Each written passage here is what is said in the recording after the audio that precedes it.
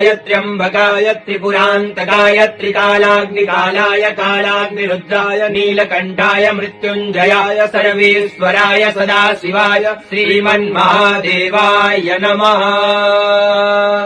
ॐ नमस्ते अस्तु भगवन् विश्वेश्वराय महादेवाय त्र्यम्बकाय त्रिपुरान्तकाय त्रिकालाग्निकालाय कालाग्निरुद्राय नीलकण्ठाय मृत्युञ्जयाय सर्वेश्वराय सदाशिवाय श्रीमन्महादेवाय नमः।